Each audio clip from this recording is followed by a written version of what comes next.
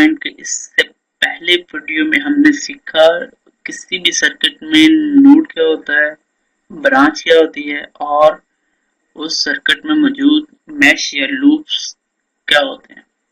तो आज के इस वीडियो में हम देखेंगे कि नोडल एनालिसिस क्या है, नोडल एनालिसिस को किस तरह किसी सर्किट प्रॉब्लम में इम्प्लीमेंट किया जाता है। नोडल एनालिसिस के चंद स्टेप्स हैं जिनके थ्रू हम किसी भी सर्किट प्रॉब्लम को सॉल्व कर सकते हैं। आइए देखते हैं और इन स्टेप्स को इम्प्लीमेंट करना सीखते हैं। स्टेप्स। नोडल एनालिसिस का सबसे पहला स्टेप क्या है? Select a node as a reference node. आपको करना क्या है कि किसी भी गिवन सर्किट प्रॉब्लम के अंदर आपको एक रेफरेंस नोड को सिलेक्ट करना है। रेफरेंस का मतलब क्या है? कोई रेफरेंस नोड का मतलब ग्राउंड या जीरो पोटेंशियल, कि उस नोड पे जीरो पोटेंशियल होगा। Second step, apply KCL to each of the n-1 non reference nodes, कि जो बकिया तमाम n-1 नॉन रेफरेंस नोड्स हैं उन पे KCL को अप्लाई करना है, किरचॉफ करंट लॉ को अप्लाई करना है। और तीसरा स्टेप क्या है कि जो equations in non reference node से हासिल होंगी उनको साइमल्टेनियसली सॉल्व करना है। इन तीन स्टेप्स को फॉलो करते हुए आप किसी भी सर्किट प्रॉब्लम या एग्जांपल या क्वेश्चन के अंदर नोडल एनालिसिस कर सकते हैं और नोड वोल्टेज को फाइंड आउट कर सकते हैं। तो आइए एक एग्जांपल देखते हैं। Let's have an example. Yes, determine the node voltage. Diagram के अंदर हम देख रहे हैं 1 2 3 4 5 और 6 ब्रांचेस गिवन है हमारे पास और नोड हमारे पास है 1 2 3 और ये 4। इस डायग्राम के अंदर रेफरेंस नोड ऑलरेडी ही सिलेक्ट किया हुआ है। ये ग्राउंड का साइन जो है ये रेफरेंस नोड को शो करता है। अगर इस सर्किट डायग्राम में रेफरेंस नोड ना गिवन होता तो हमें खुद से इस रेफरेंस नोड को सिलेक्ट करना था। वो आप अपनी मर्जी से कोई भी रेफरेंस नोड सिलेक्ट कर सकते हैं। लाइक आप कहते हैं कि आप इस 3 नंबर वाले नोड को सिलेक्ट करें तो आप ये ग्राउंड का पोटेंशियल यहाँ पे शो करते हैं। आप इसी तरह अगर आप चाहते हैं तो ये नोड सिलेक्ट कर सकते हैं। अगर आप चाहते हैं कि नोड नंबर 1 को आप सिलेक्ट करना चाह रहे हैं तो आप नोड नंबर 1 को भी एज अ रेफरेंस नोड ले सकते हैं। क्योंकि इस डायग्राम के अंदर रेफरेंस नोड ऑलरेडी डिसाइड किया हुआ है तो हम इसी के साथ लेके चलते हैं और सीखने की कोशिश करते हैं। सबसे पहला स्टेप जो कि हमारा था, select a node as the reference node. तो हमने इस नोड को as a reference node select किया, ये इसको 0 से डिनोट किया। और अब हम 1 बाय 1 हर नोड के ऊपर KCL को इम्प्लीमेंट करेंगे। ये हमारा दूसरा स्टेप है। Apply KCL to each of the n-1 non reference nodes. तो ये हमारे जो नॉन रेफरेंस नोड्स हैं, नोड नंबर 1 2 एंड 3, इनके ऊपर हम KCL को अप्लाई करेंगे। Okay, yes.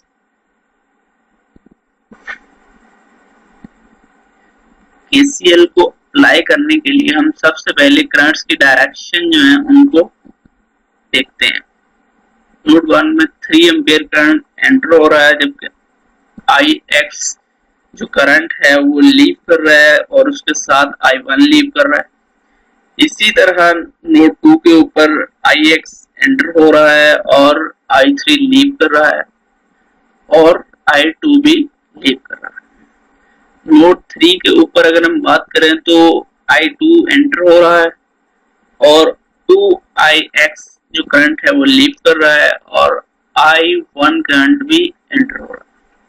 तो सबसे पहले हम देखते हैं नोड 1 पे KCL को अप्लाई करते हैं। Eight node 1 entering current equals to the leaving current. entering current कौन सा है? नोड 1 पे entering current 3 एम्पियर है, जबकि leaving current में I1 प्लस IX है। ओहम लॉ के मुताबिक करंट का जो एक्सप्रेशन है वो कुछ इस तरह होता है कि I is equal to V over R, और जो वोल्टेज है वो पोटेंशियल डिफरेंस होता है दो पॉइंट्स का। वो दो पॉइंट्स कौन से हैं? Higher potential minus lower potential. Means अगर हम इसकी I1 की अगर वैल्यूज को पुट करें अकॉर्डिंग टू ओहम लॉ, तो वो वैल्यूज जो है हमारी like I1 equals to, I1 कहाँ है जी? I1 ये लीव कर रहा है V1 से, तो हायर पोटेंशियल कौन सा हुआ? V1, जबकि लोअर पोटेंशियल कौन सा हुआ? V3। तो V1 minus V3 over 4 plus IX। अब हम देखते हैं IX भी लीव कर रहा है, और इसमें हायर पोटेंशियल कौन सा हुआ? V1, जबकि लोअर पोटेंशियल कौन सा हुआ? V2। तो V1 minus V2 over 2, V1 minus V2 over 2, ये रेजिस्टेंस। ओके, आफ्टर रीअरेंजिंग हमारे पास जो इक्वेशन बचती है वो ये है 3V1 minus 2V2 minus V3 equals to 12। तो ये हमारी इक्वेशन नंबर 1। इसी तरह हम नोड 2 के ऊपर भी KCL को अप्लाई करेंगे। At node 2 current entering equals to current leaving.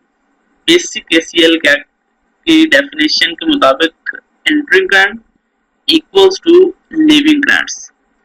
तो यहाँ पे अगर देखें आप, नोड V2 है, यहाँ पे IX जो है वो एंटर हो रहा है, जबकि I3 और I2 करंट लीव कर रहे हैं।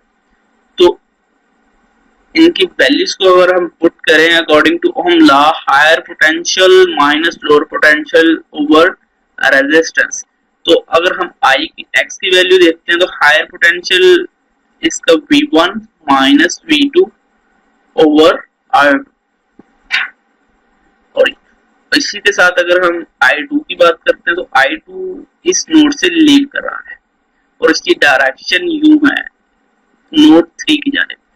तो हायर पोटेंशियल क्या हुआ? V2 minus V3 over 8 plus I3 भी नोड 2 से लीव कर रहा है, इसमें हायर पोटेंशियल V2 है, जबकि लोअर पोटेंशियल ये ग्राउंड या रेफरेंस नोड है। तो higher potential V2 minus lower potential 0 over 4। और इस इक्वेशन को मजीद सिंप्लीफाई करने के लिए 8 से मल्टीप्लाई करने के बाद इसको रीअरेंज करने से minus 4V1 plus 7V2 minus V3 equals to 0। तो ये हमारी नोड 2 की इक्वेशन है। अब हम नोड 3 पे इक्वेशन को देखेंगे कि नोड 3 पे हम KCL को किस तरह से अप्लाई करते हैं। ओके, फिर से उसी तरह entering currents equals to leaving current. किसी भी नोड के ऊपर एंटर होने वाली करंट्स और उसी नोड से लीव करने वाली करंट्स इक्वल होती हैं, ये KCL है। और इसके मुताबिक अगर हम नोड 3 पे देखें तो I2 इंटर हो रही है, I1 भी इंटर हो रही है, जबकि 2IX जो कि लीव कर रही है। तो आइए देखते हैं कि I2 का एक्सप्रेशन क्या बनता है, I1 का एक्सप्रेशन क्या बनता है और 2IX का। I1 को अगर देखा जाए तो I1 कहाँ पे है?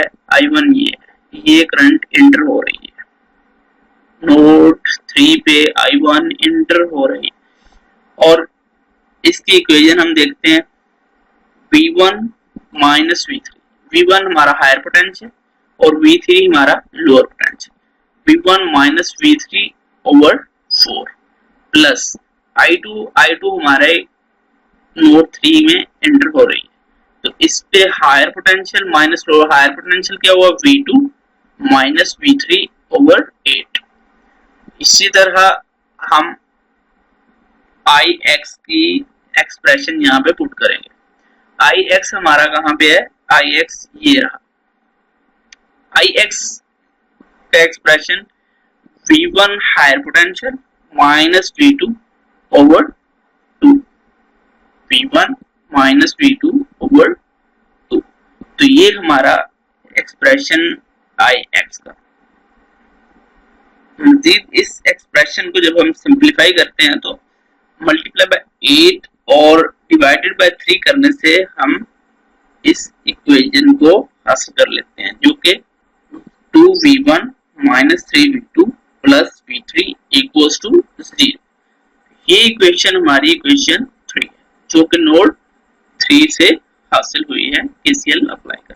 तो ये 3 इक्वेशन जो कि हमें हासिल हुई है नोड 1 से, नोड 2 से और नोड 3 से केसीएल अप्लाई करने से। अब तीसरा स्टेप है इन इक्वेशंस को सॉल्व करना। इन इक्वेशन को सॉल्व करने के लिए डिफरेंट मेथड्स हैं जो कि आप अप्लाई कर सकते हैं। उसमें इक्वेशन एलिमिनेशन मेथड है, उसमें थ्रू मैट्रिक्स आप इसको सॉल्व कर सकते हैं, v1 v2 v3 की वैल्यूज फाइंड कर सकते हैं, और इक्वेशंस को साइमल्टेनियसली सॉल्व करके आप कोई भी मेथड अप्लाई करके आप वैल्यूज को फाइंड आउट कर सकते हैं, और ये हमारे नोड वोल्टेज की वैल्यूज होंगी।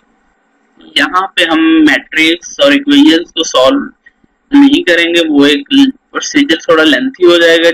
हम वीडियो को शॉर्ट रखने के लिए मैंने इसको ऑलरेडी सॉल्व किया हुआ है, तो इसकी वैल्यूज को जो है हम देखते हैं। इन इक्वेशंस को साइमल्टेनियसली सॉल्व करने के बाद जो हमारे पास v1 v2 और v3 की वैल्यूज आएंगी वो ये है।